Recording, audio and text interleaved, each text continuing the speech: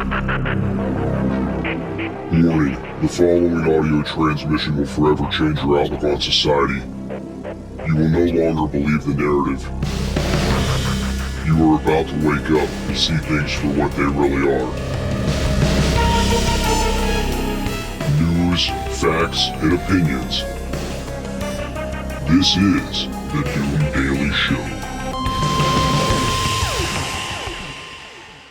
Ladies and gentlemen, welcome to the Doom Daily Show. I am your host, Jester Dooms. The email, doomdailyshow@gmail.com. The website, www.jestersvoice.com. Go there, leave us an audio message everywhere on social media at Jester Dooms.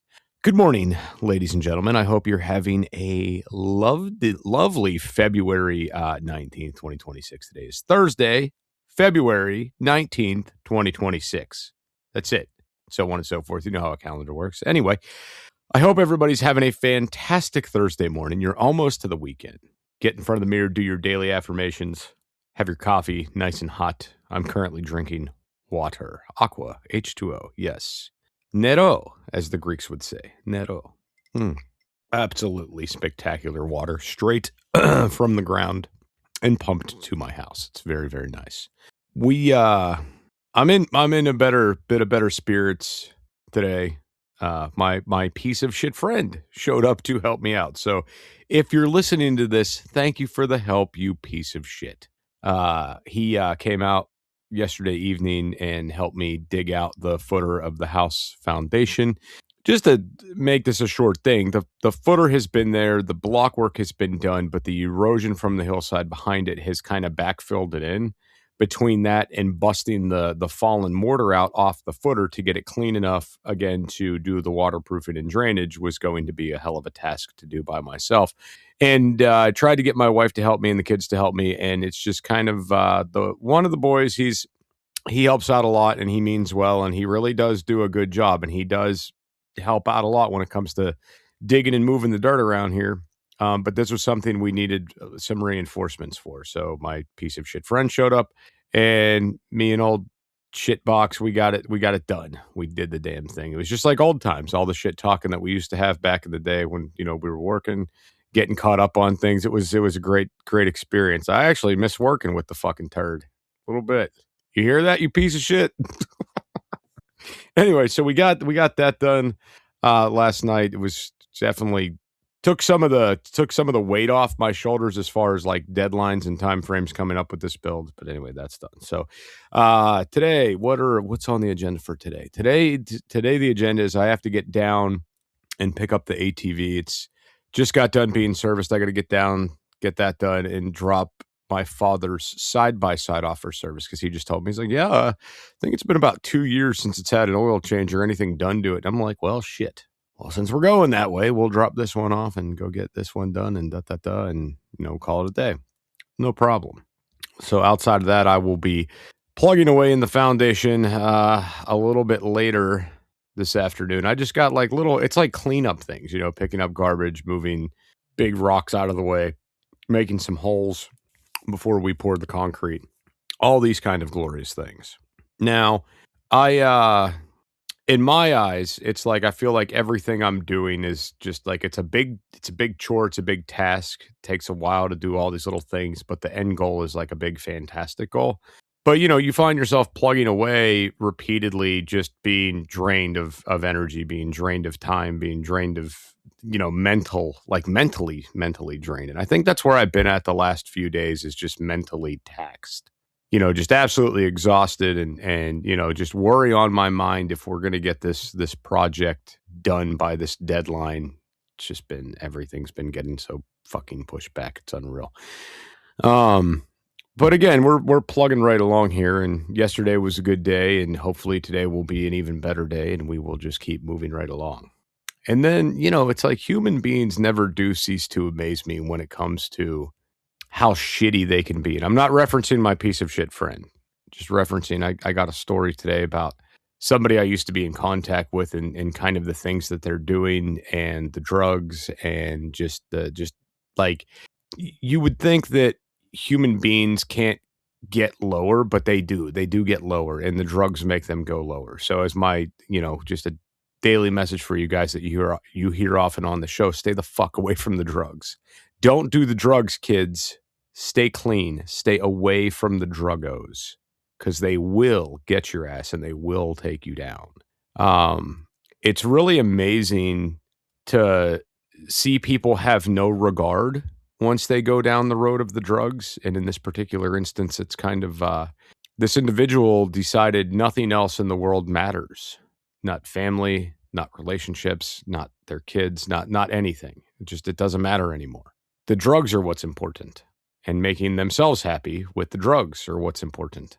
And it's a very sickening, disgusting thing to see, to watch people degrade that way. And I don't know. I don't understand how you can put a substance above the important things in life. I don't get it. Like, why are people's brains pre-programmed that way? You know, and we talk about drugs on the show a lot. And like, one of the big things I say is like, we're taught this shit at a very young age that you should not touch these things. You shouldn't do these things. This is the roads that they lead down. And that's not speculation. It's statistic. That's where you end up. So that's why you stay away from this shit, right? That's why you stay away from it. But some people, I guess they think the rules of addiction don't apply to them. Like they think that they're special or something. And then boom, next thing you know, they're on the fucking druggos. And then their lives are in the fucking shitter. Anyway, we'll be right back after these messages. Need a break from reality? Well, sometimes I do too. And the place I go to take that break is the Beans and Weenie Show. You can find the link at linktree.com/BWD crew. The Beans and Weenie Show, where chaos and common sense wage war and you get a front row seat.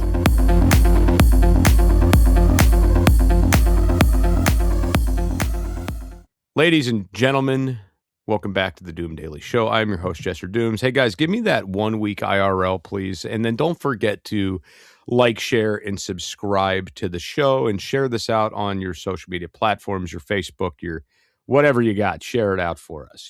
Share the link. It's very easy to do. It's not that complicated. Producer Scooter, how are you doing over there? Doing good? You want a tragic story? Don't smile. This is not that. It's not okay. Yes, we are going to do a tragic story. Okay, here we go. So, on the Epic Times by Jackie Tharp, 8 skiers found dead after California avalanche, 1 still missing. 8 missing backcountry skiers caught in avalanche on February 17th have died, according to the Nevada County Sheriff's Office in Nevada County, California. The Sheriff's Office confirmed during a news conference on February 18th that the bodies of 8 out of 9 skiers have been located, but that not all bodies have been recovered because of dangerous conditions. In quotations, we did have a conversation with the families of the folks that were still outstanding and let them know our mission has went from rescue to recovery. For those of you that don't know, that just means that they know that they did not survive. Nevada County Sheriff Shannon Moon said during the news conference, the search for the remaining bodies took an emotional toll on crews, according to Placer County Sheriff Wayne Wu. In quotes, this incident has specifically struck our organization and that team hard, as one of the 9 missing descendants in the spouse of one of our Tahoe Nordic search and rescue team members, Wu said on February 18th. The avalanche happened on February 17th in the Sierra Nevada mountains near Lake Tahoe. Initially, 15 backcountry skiers, 4 guides, and 12 clients were rescued with varying injuries after the avalanche. Due to extreme weather conditions, it took several hours for rescue personnel to safely reach the skiers and transport them to safety, where they were medically evaluated by Truckee Fire, the Nevada County Sheriff's Office wrote in a Facebook post on February 17th. 2 of those skiers were transported to the hospital. Wu urged the public to avoid the Sierras during the storm because of the treacherous conditions. Please allow us to focus on all of our resources on continuing to recover these bodies for the family and bring them home, Wu said. Wu said resources had to be pulled from their rescue mission on February 17th to help locate other overdue skiers who were reported missing in other parts of the mountain range. Forest Supervisor Chris Futher said that the February 17th avalanche was the length of a football field and that the area still remains very dangerous. It resulted with a presented weak layer had a large load of snow over the top of it. Future said on February 18th that the weak layer is still there and has relocated with another 3 feet of snow, so the hazard remains high. The Sierra Avalanche Center warned that bad conditions would continue on February 18th. Increased uncertainty exists with ongoing reactivity of these buried weak layers under this large snow load. The Sierra Avalanche Center said on February 18th, the potential continues for very large avalanches occurring in the backcountry today. High avalanche danger continues with travel in, near, or below avalanche terrain not recommended. So, thoughts and prayers to the families and the rescue technicians that are involved in this, and all the first responders that are aiding. I couldn't imagine having to go out and work in those conditions, especially knowing that it would be a recovery operation. Okay, that's the scary part, because you're putting yourself right there in harm's way as well to recover a body. So you're not even doing this for a rescue mission. This isn't even for preservation of life or to render aid at this point, as much as it is to bring back a corpse. And you have to think to yourself, you're putting your life at risk to bring back somebody who already died in these conditions. And these are things that go through a lot of these rescuers' minds. Now, you do have some guys, and I'm not saying that I'm one of them, but, I go into situations thinking that this won't happen to me. Like that's my mentality of like, nah, we're good. We got this. Let's roll. But I digress. I've never had to work in any kind of conditions like that. So I can only imagine, what kind of training these guys have and how extensive that training is. Because and honestly, you're not going to outrun an avalanche. And if you get caught in it, you're done. It's over. Snow weighs a lot. Okay. It absolutely does. And it's one of those things, it's the force of nature. It's Mother Nature. But I could understand being an adrenaline junkie and wanting to go out in that stuff. But man, if you know that there's high risk of avalanche and you've seen that shit happen in that area and you're from that area, I wouldn't be going. I'd say, nah, it's a day we go somewhere else, or it's a day we just don't go, or it's a day we do the PlayStation or something. I wouldn't be going. Anyway, I'd love to hear your thoughts on it. If you would, drop us a line on the website. Go to www.jestersvoice.com and use that audio button at the top of the page there. Tell me and producer Scooter hello through the website. It's absolutely fantastic. We will be back right after these messages. Did you know that the Doom Daily Show is now streaming on the Epic Strategies Network? Go to epicstrategiesnetwork.com and check out all the amazing podcasts. Don't forget, they stream music too. That website again is epicstrategiesnetwork.com. Ladies and gentlemen, welcome back to the Doom Daily Show. Just going to jump right into this. On the Epic Times by Jacob Berg, more than 550 commercial driving schools to close after checks Transportation Department. All right. Now, it was a little while ago, maybe a month or two ago, we were talking about, the trucking industry and how we're going to see an effect from this and what was going on with the undocumented workers and illegals maintaining CDLs and stuff like that. Well, this article may shed some light on what's going on.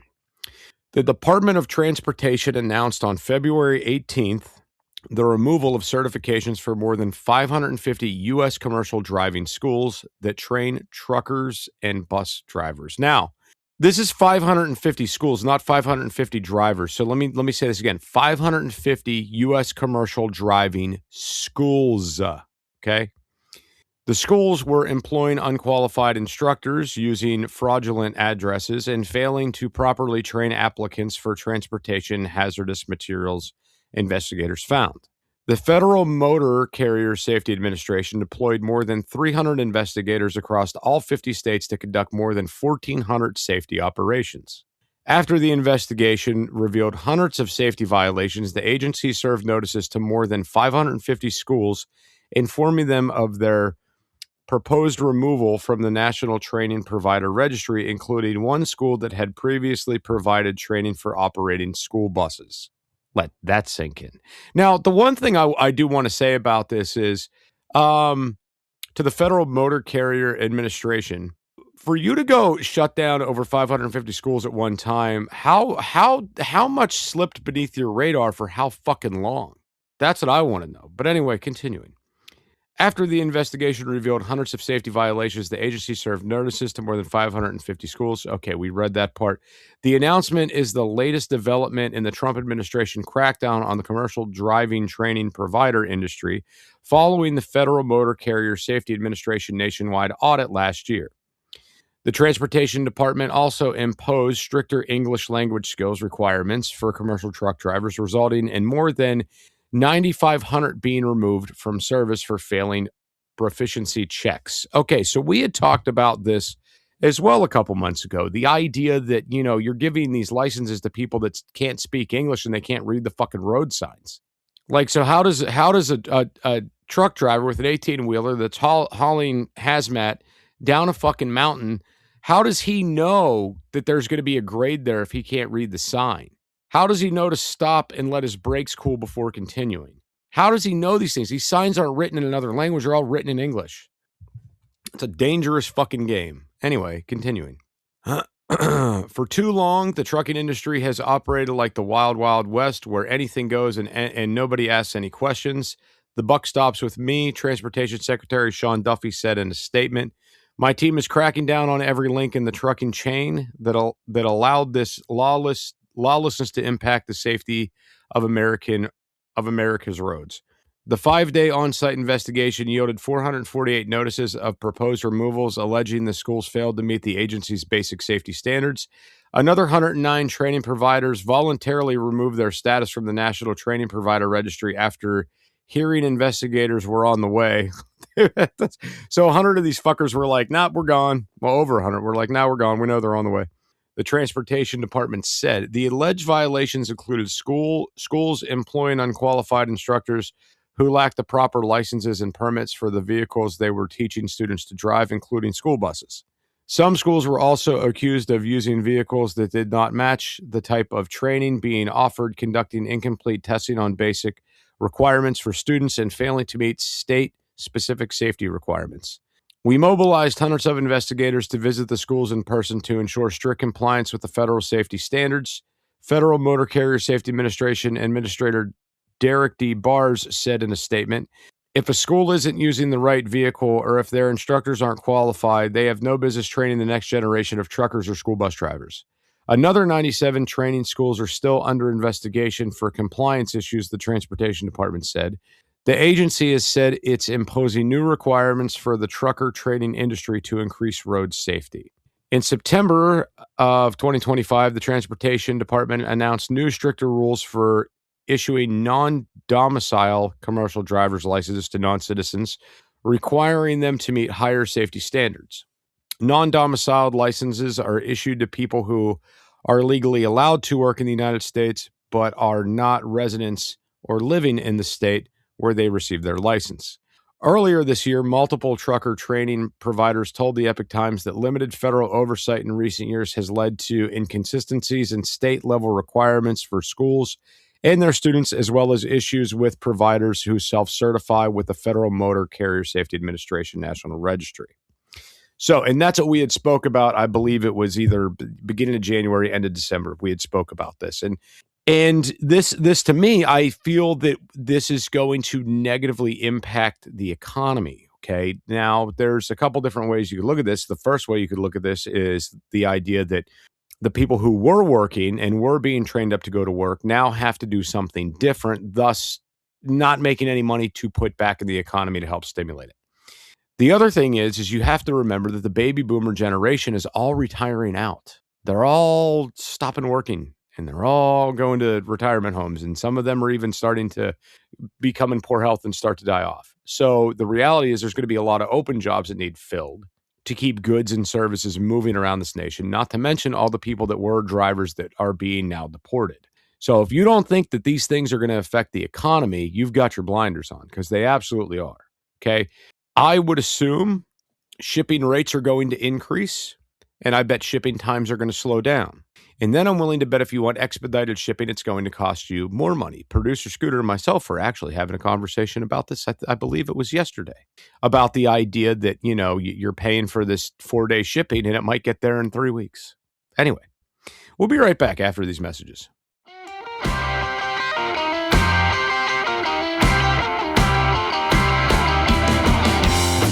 Hey, Producer Scooter here. First off, thank you for downloading and participating in the wide world of Jester Doom. Please be sure to check out jestersvoice.com website. Everything you want to know is located on jestersvoice.com. If you're looking for salacious details, it's on jestersvoice.com. Don't forget to share the show with your friends and even with all your enemies. And now, back to the musings of Jester Doom.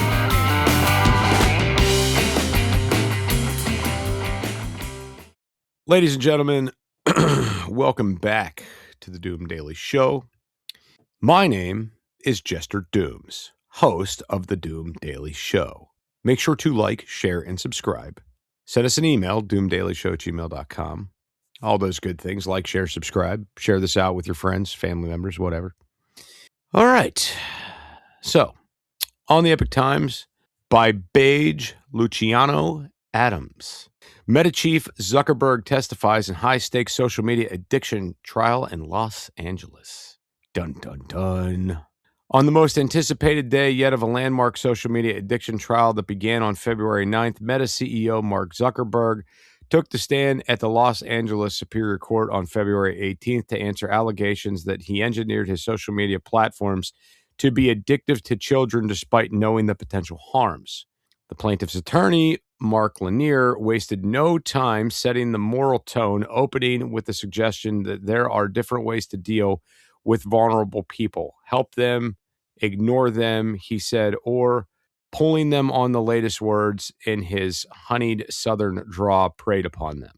At the center of the case is a 19-year-old California woman identified in court documents by the initials KGM or Kelsey GM, who's accusing tech giants of engineering products that rewire young people's brains and trap them in a cycle of addiction and mental illness. The complaint alleges the plaintiff became addicted to Instagram as a child and suffered resulting harms, including depression, anxiety, and body dysmorphia. Hers is one of a handful of bewildered trials that will presage thousands of related cases brought by children. Parents, school district, and state attorney general are argued and tried, and what kind of damages might be expected. Like big tobacco and national opioid settlements before them, these cases mark a generational turning point and could have profound long-term impacts on how the industry operates. So we had covered this a little bit. I don't know if you guys remember. I think it was about a month ago. We were getting into this case a little bit. At the heart of the plaintiff's strategy is a comparison of Zuckerberg's previous statements, including those made under oath in non-congressional testimony. Excuse me. To catch of thousands of pages of internal company documents, emails, and messaging chains recently unsealed.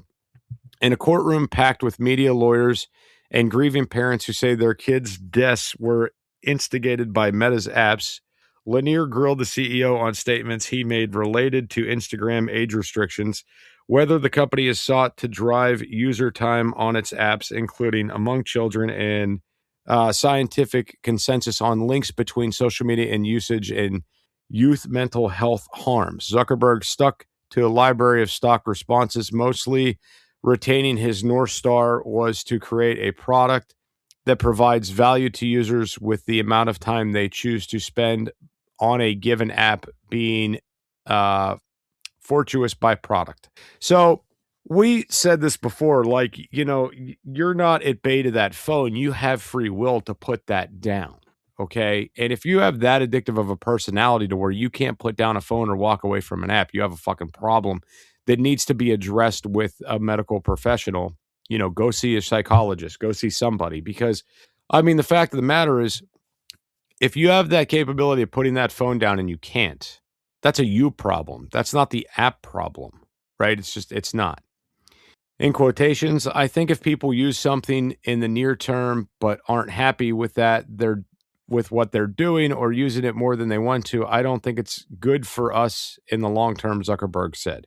The company has evolved politics and features over time to respond to concerns in a way that balance different stakeholders' interests, users, free speech advocates, and those concerned with problematic use, including among children, according to Zuckerberg.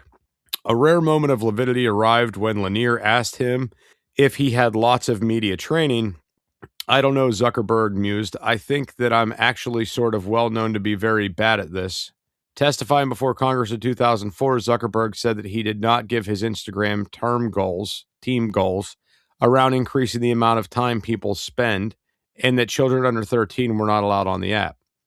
He also testified to Congress on February 18th that he did not believe the current scientific literature supported claims of a link between social media use and increased mental health harms among young people. That was contradicted last week by a star witness for the plaintiff, Stanford psychiatrist Dr. Anne Lembeek, who reported social media addiction cases skyrocketed among young users and detailed the way in which app features are designed to exploit vulnerabilities in their developing brains. All right, so we got to point the finger out in some different areas for a second. First thing is kids don't go outside anymore, man. They're not running around. They're not playing in the dirt. They're not going to a park. They're not out flying a kite. They're not walking the dog. They're stuck indoors because we've instilled fear in our children that it's scary outside. And it is. All right. If you live in the city, you might be worried that, some kind of crazy pedo is going to throw your kid in a van and you're never going to see him again. I live out in the middle of nowhere. I'm scared my kids are going to get ate by a bear. All right. So my kids come and they play outside and they do things, but it's when I'm there. Okay. Not I don't want you kids outside unsupervised. And while they're inside, it could be whatever. The kids could be on the video game. They could be coloring. They could be drawing. My kids like the technology, but they do not have an addiction. It's really funny. I will watch my children. They have the tablets and the phones and they have the video games or whatever. And, they will drop that shit in a heartbeat to grab a piece of paper and draw in color. Because we don't have kids you know why it is? Because we've never used these things as fucking babysitting tools. And that's what so many parents have done. They've allowed these kids to just get raised by these electronics. And that's not okay. This shit irks me. It irks me that there's people that are actually saying that, yes, there's a problem. And the other thing they won't talk about either, it's not that the app is telling these kids to do self-harm. I think that they're trying to take human interference out of this as well, because they don't talk about, the cyberbullying that takes place in a lot of these articles. They're not really hitting on that. So this kid might be depressed because other kids at school are picking on them through these apps or tagging them and shit that's making fun of them, right? That could be a lot of it as well. So suicide rates are getting younger, and younger people using social media is on the rise. So, you put these things together, you do the math. It's not the app, it's the people behind these things. It's the people that are using these things against them. It's also, the main part of it is their peers. Okay. And why weren't the parents simply taking phones away and taking computers away? And it's the parents' job to limit screen time. That's my opinion, because a young kid doesn't know what's good for them. If they're happy on social media 8 hours a day, that's what they're going to do. It's the parents' job to interject and say, hey, no, give me the phone. It's past 9 p.m. Anyway, that's about all we got for today's show, ladies and gentlemen. Come back tomorrow for another exciting episode of the Doom Daily Show. Producer Scooter, if you would, sir, hit that button. News, facts, and opinions.